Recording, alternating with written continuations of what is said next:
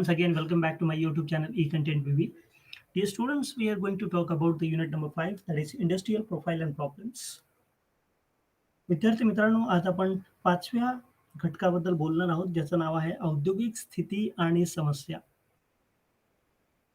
तर जेव्हा मी असं म्हणतो, की औद्योगिक स्थिती आणि समस्या, तर अशा वेळेला अर्थव्यवस्थेच्या विकासामध्ये मोठ्या-मोठ्या उद्योगांचं स्थान हे महत्त्वाचं असतंच.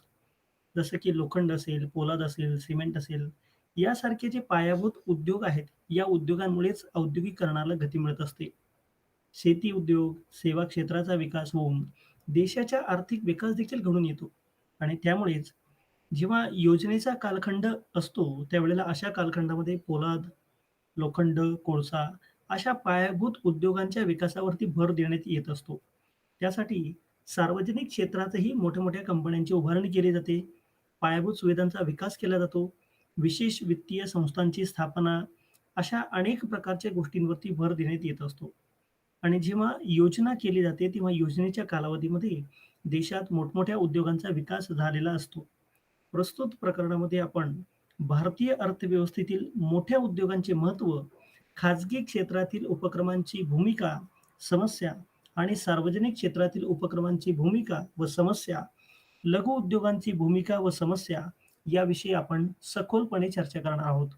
तर विद्यार्थी मित्रांनो, आज आपण ज्याविषयी चर्चा करणार आहोत, ते म्हणजे भारतीय अर्थव्यवस्थातील मोठ्या उद्योगांचे स्थान काय, त्यांची भूमिका काय व त्यांच्या समस्या काय याविषयी आज आपण जाणून घेणार आहोत. विद्यार्थी मित्रांनो, भारतीय अर्थव्यवस्थेमध्ये मोठ्या उद्योगांचे स्थान हे अतिशय महत्त्वाचं आहे.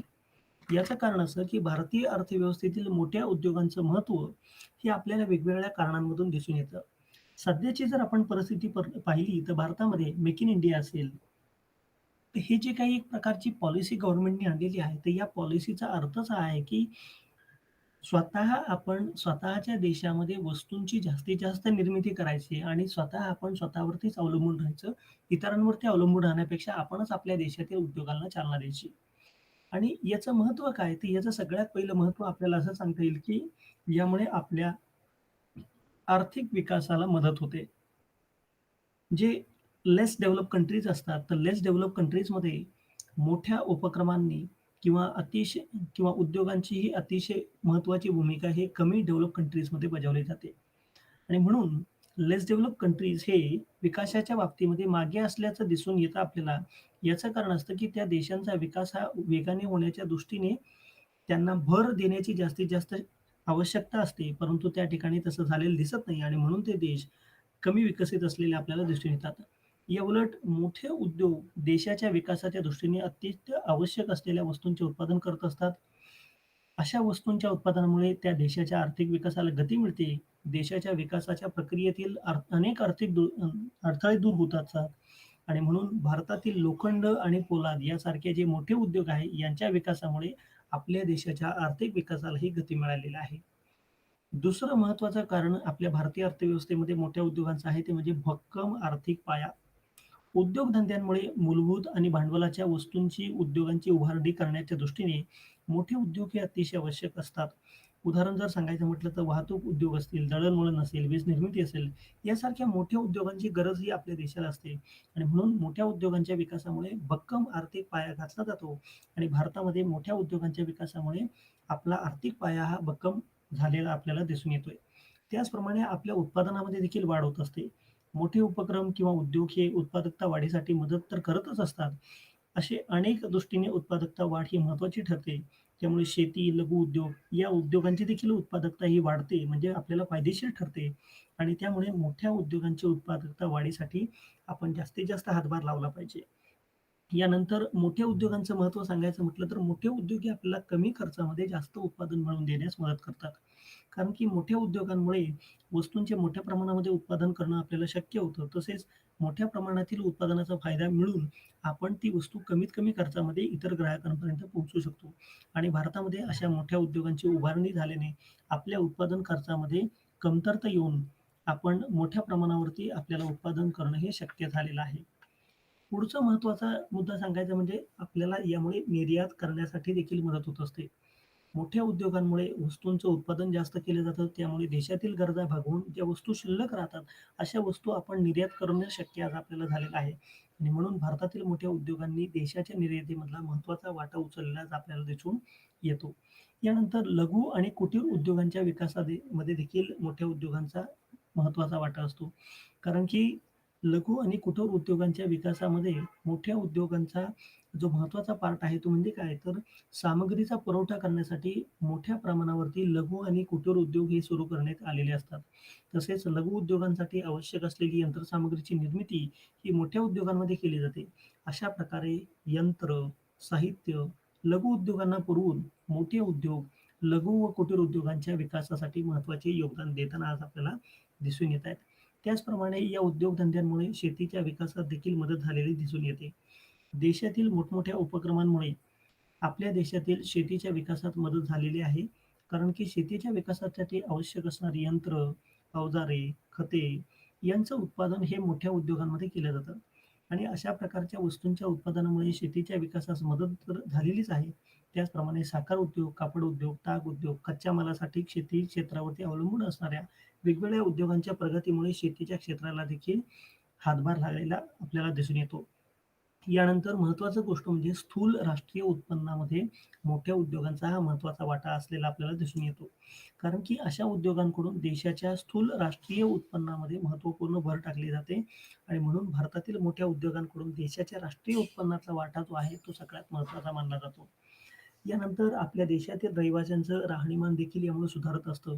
कारण की देशातील लोकांच्या राहणीमानामध्ये सुधारणा जर होत असेल, तर याचं कारण म्हणजे मोठे उद्योग हे कमी खर्चामध्ये अत्यंत अत्याधुनिक तंत्रज्ञानाचा अवलंबन करून उत्पादन करतात. त्यामुळे उपभोक्त्यांना ते कमीत कमी किमतीमध्ये दर्जेदार वस्तू उपलब्ध करून ते त्यांच्या राहणीमानामध्ये बदल करण्यास किंवा सुधारणा करण्यास मदत करत असतात.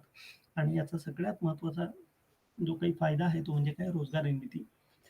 मोठ्या उद्योगांमुळे रोजगार निर्मितीच्या वाटा मोकळ्या होतात. तसेच भारतामधल्या मोठ्या उद्योगांच्या रोजगार निर्मितीमधलं जर योगदान तुम्हाला बघायचं असेल, तर याच्यामध्ये आपल्या देशात बेकारीची ही तीव्र समस्या ही जाणवत आहे आणि म्हणून साखर उद्योग असतील, कापड उद्योग असतील, सिमेंट उद्योग असतील, अशा विविध क्षेत्रामध्ये आपल्याला लक्षावधीचा रोजगार हा भारतातील मोठ्या उद्योगांनी मिळवून दिलेला आपल्याला दिसून येतो. आता हे झालं ते म्हणजे काय तर भारतातील जे मोठे उद्योग आहेत, या मोठ्या उद्योगांचं आपल्या देशाच्या आर्थिक प्रगतीमधलं योगदान. आता आपण हे पाहणार आहोत, की आपल्या देशातील जे खाजगी क्षेत्रातील जे उद्योग आहेत, या खाजगी क्षेत्रातील उद्योगांची भूमिका काय? त्यांचं कार्य काय? आणि त्यांच्या पुढील असणाऱ्या समस्या काय आहेत? तर भारतीय अर्थव्यवस्थेमध्ये खाजगी क्षेत्र हे देखील अत्यंत महत्त्वाची भूमिका बजावताना आपल्याला आज दिसून येतं. कारण की भारतामध्ये आर्थिक विकासाच्या प्रक्रियेत सार्वजनिक क्षेत्राबरोबरच खाजगी क्षेत्राचा देखील आर्थिक विकासातील महत्त्व लक्षात घेतलं, तर आपल्याला असं दिसून येईल, की भारतातील खाजगी क्षेत्रातील उपक्रम हे अर्थव्यवस्थेमध्ये अनेक कार्य करून महत्त्वपूर्ण भूमिका पार पाडताना आज आपल्याला दिसतात. देशातील लोकांना मोठ्या प्रमाणामध्ये रोजगाराची उपलब्धता असेल, भांडवलाच्या निर्मितीतील सहभाग असेल, राष्ट्रीय उत्पन्नातला मोठा जो महसूल उभारण्यामध्ये त्यांचा असणारा हातभार असेल, देशाच्या आर्थिक विकासामध्ये त्यांचं सहाय्यता असेल, देशाच्या निर्यातीद्वारे परकीय चलन मिळवून देणं असेल, अशी अनेक कार्य भारतातील खाजगी क्षेत्र करताना आपल्याला दिसून येतात. 1948 आणि 1956च्या औद्योगिक धोरणामध्ये सरकारने उद्योगधंद्यांच्या क्षेत्रात खाजगी क्षेत्राला महत्त्वपूर्ण भूमिकाही दिलेली होती. आणि अलीकडच्या काळामध्ये देशातील खाजगी क्षेत्रांचा विस्तार होण्याच्या दृष्टीने आर्थिक धोरणं राबवताना आज आपल्याला दिसून येतं. आणि म्हणून भारतातील खाजगी क्षेत्राची भूमिका ही जर आपल्याला पाहायची असेल, तर आपण या मुद्द्यांच्या आधारे पाहू शकतो. सगळ्यात महत्त्वाची भूमिका म्हणजे विकासाच्या दृष्टीने त्यांचं महत्त्व. भारतातील खाजगी क्षेत्राची आर्थिक विकासातील भूमिका ही महत्त्वाची आहेच. कारण की भारतासारख्या विकसनशील देशाच्या दृष्टीने आर्थिक विकास साध्य करण्यात खाजगी क्षेत्राची तर मदत होतच आहे. याचबरोबर खाजगी उद्योजक हे नफ्याच्या प्रेरणेने कार्य करत असतात. त्यामुळे नवनवीन उत्पादन तंत्राचा ते स्वीकार करतात, त्याचा वापर करतात, नवीन वस्तूंचे उत्पादन ते करत असतात. अशामुळे त्यांच्या उत्पन्नात वाढ होते आणि त्यांचा आर्थिक विकास होतो. त्याचबरोबर देशाचा देखील आर्थिक विकास होत असतो. 1991च्या नवीन आर्थिक धोरणामुळे औद्योगिक विकासाच्या बाबतीमध्ये खाजगी क्षेत्र हे अत्यंत महत्त्वाची भूमिका पार पाडताना आपल्याला दिसून येतं. दुसरी महत्त्वाची भूमिका म्हणजे आधुनिक औद्योगिक क्षेत्र तयार होण्यास मदत होते. भारतामध्ये अनेक आधुनिक उद्योग हे खाजगी क्षेत्रात सुरू झालेले दिसून येतात. उपभोग्य वस्तूंचे मोठ्या प्रमाणावरचे उत्पादन हे खाजगी क्षेत्रातच होत असून, स्वातंत्र्यपूर्व काळापासूनच देशामध्ये सुती कापड उद्योग, लोखंड, पोलाद उद्योग, साखर उद्योग, खाद्यतेलाचे उद्योग यांची सुरुवात व प्रगती ही खाजगी क्षेत्रातच झालेली आपल्याला दिसून येते. आणि स्वातंत्र्यानंतरच्या काळामध्ये अनेक उपभोग्य वस्तूंचं उत्पादन करणारे उद्योग हे देशात सुरू करण्यात आले आणि यामध्ये खाजगी क्षेत्रात विविध आधुनिक उद्योगांची प्रगतीही जास्तीत जास्त झालेली आपल्याला दिसून येते. खाजगी क्षेत्राचा वाटा हा राष्ट्रीय उत्पन्नामध्ये देखील महत्त्वाचा आहे. कारण की अलीकडच्या काळात एका अंदाजानुसार देशाच्या स्थूल राष्ट्रीय उत्पन्नातील खाजगी क्षेत्राचा वाटा हा 73% इतका आहे. यावरून आपण असं म्हणू शकतो, की भारतीय अर्थव्यवस्थेतील खाजगी क्षेत्राचे महत्त्व हे स्पष्ट आपल्याला झालेलं दिसून येतं. त्यानंतर रोजगार निर्मिती. जसं सार्वजनिक उद्योग हे रोजगार निर्मिती करतात, त्याचप्रमाणे खाजगी उद्योग देखील रोजगार निर्मितीमध्येच आपला खूप महत्त्वाचा वाटा ते या देशामध्ये देत असतात. कारण की खाजगी क्षेत्रातील असलेल्या उद्योग, शेती किंवा शेतीशी संलग्न असणारा व्यवसाय, व्यापार यामध्ये मोठमोठ्या प्रमाणामध्ये रोजगार उपलब्ध झालेला आपल्याला दिसून येतो. आणि मी तर असं म्हणेन, की सार्वजनिक क्षेत्राच्या तुलनेने खाजगी क्षेत्रामध्ये रोजगाराचं प्रमाण हे त्याच्यापेक्षाही जास्त आहे. तसंच लघु आणि कुटीर उद्योगांना महत्त्व. देशातील खाजगी क्षेत्रामध्ये मोठ्या प्रमाणात लघु आणि कुटीर उद्योग सुरू झालेले असून, ते अर्थव्यवस्थेत महत्त्वाची भूमिका बजावत असतात. अशा उद्योगांना श्रमप्रधान तंत्राचा अवलंबन केला जातो. त्यामुळे असे उद्योग हे कमी भांडवलात देखील सुरू करता येतात. त्यातून रोजगाराची निर्मिती करता येते. भांडवलाची टंचाई असलेल्या भारतासारख्या देशाच्या दृष्टीने लघु उद्योग हे अत्यंत महत्त्वाचे आहेत. व्यापार क्षेत्रामध्ये देखील खाजगी क्षेत्राचा महत्त्वाचा सहभाग आहे. कारण की किरकोळ व घाऊक व्यापारी हे खाजगी क्षेत्रामध्ये येत असतात आणि खाजगी व्यवसायाकडून व्यापारविषयक सेवा उपलब्ध केल्या जात असल्यामुळे शासनाला या सेवा पुरवणे अवघड असल्याने व्यापारात खाजगी क्षेत्राची देखील भूमिका महत्त्वाची आहे. याचं जर तुम्हाला उदाहरण सांगायचं म्हटलं तर आपण पासपोर्ट काढतो आणि पासपोर्ट काढण्यासाठी आज आपण बघतोय की टाटा कन्सल्टन्सी सर्व्हिसेस यासारखी सर्व्हिसेस ही आपल्याला सेवा देताना दिसते, की जी खाजगी क्षेत्राला सेवा देणं शक्य नाही. तर यावरून तुम्हाला असं दिसेल की खाजगी क्षेत्राचं महत्त्व हे सार्वजनिक क्षेत्रापेक्षा जास्त असलेलं आज आपल्याला दिसून येते. यानंतर शेती असेल किंवा शेतीशी संलग्न व्यवसाय असेल, या व्यवसायामध्ये वर्चस्व हे खाजगी क्षेत्राचंच आहे. कारण की शेती क्षेत्र आणि दूध व्यवसाय, पशुपालन, कुक्कुटपालन अशा शेतीशी संबंधित व्यवसायामध्ये खाजगी क्षेत्राचंच वर्चस्व जास्त आहे. हे व्यवसायाचे क्षेत्र परिपूर्ण खाजगी क्षेत्राच्या ताब्यात आहे. 65% पेक्षा जास्त लोकसंख्येचा रोजगार पुरवणारे व राष्ट्रीय उत्पन्नात अत्यंत मोठा वाटा असलेले शेती क्षेत्र हे खाजगी क्षेत्रात येत असल्याने खाजगी क्षेत्राची व्याप्ती ही मोठी असलेली आपल्याला दिसून येते. असं जरी असलं तरी सुद्धा भारतातील खाजगी क्षेत्रामध्ये जे काही उपक्रम राबवले जातात, या उपक्रमांना वेगवेगळ्या समस्यांना सामोरं जावं लागतं आणि त्यातली सर्वात पहिली समस्या आहे ती म्हणजे अयोग्य नियंत्रण, इम्प्रॉपर प्लॅनिंग. खाजगी क्षेत्रामध्ये खाजगी क्षेत्र हे बऱ्यापैकी सरकारच्या अनेक धोरणांवरती अवलंबून असतं आणि त्यामुळे सरकारने जी काही अनेक नियंत्रणं त्यांच्यावरती लादलेली असतात, या नियंत्रणांमुळे अनेक वस्तूंवरती सरकारने किमतीचं नियंत्रण लावलेलं असतं. त्यामुळं वस्तूच्या उत्पादन वाढीस प्रोत्साहन मिळत नाही आणि त्यामुळे किमतीच्या नियंत्रणामुळे काळ्या बाजारात वाढ होते. तसेच गुंतवणूक असेल, ज्याच्यावरतीही नियंत्रण राहत नाही आणि अशा वस्तूच्या उत्पादनाकडे साधनसामग्री वळवली जाते. मात्र अलीकडच्या काळामध्ये या सर्व गोष्टींवरचं नियंत्रण कमी करण्यात येत आहेत. दुसरी समस्या आहे ती म्हणजे परवाना पद्धतीतील उणिवा. परवाना म्हणजे लायसन्सिंग. जर तुम्हाला खाजगी क्षेत्रामध्ये व्यवसाय सुरू करायचा असेल, तर त्यासाठी तुम्हाला परवाना घ्यावा लागतो आणि म्हणून औद्योगिक प्रकल्प सुरू करताना परवाना घ्यावा लागतो. परंतु परवाना मिळवण्यामध्ये अनेक अडचणी येतात. वेळ वाया जातो, पैसा वाया जातो. त्यामुळे या क्षेत्रातील उद्योगांच्या उभारणीमध्ये अडचणी येताना आपल्याला दिसून येतात.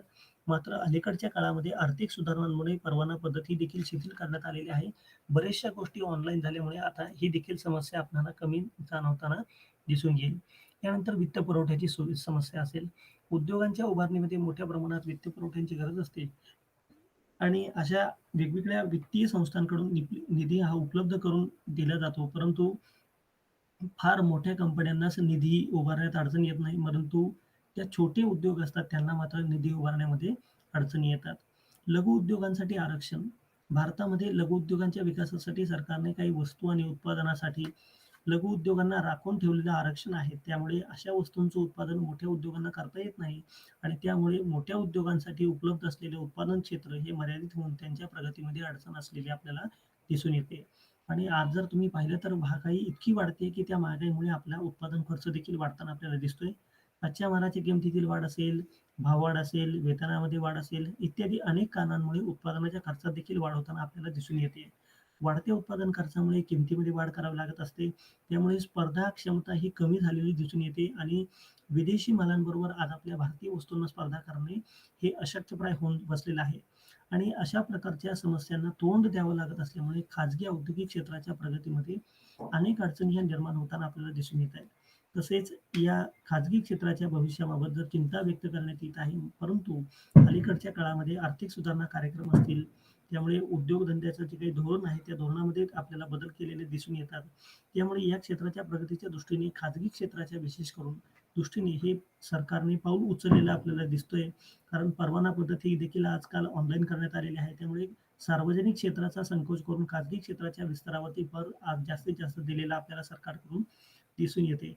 आणि म्हणूनच आता आपण बघतोय, की अलीकडच्या काळामध्ये जे काही आर्थिक धोरण आहे, हे आर्थिक धोरण जागतिकीकरणावरती भर दिलेला दिसून येतोय.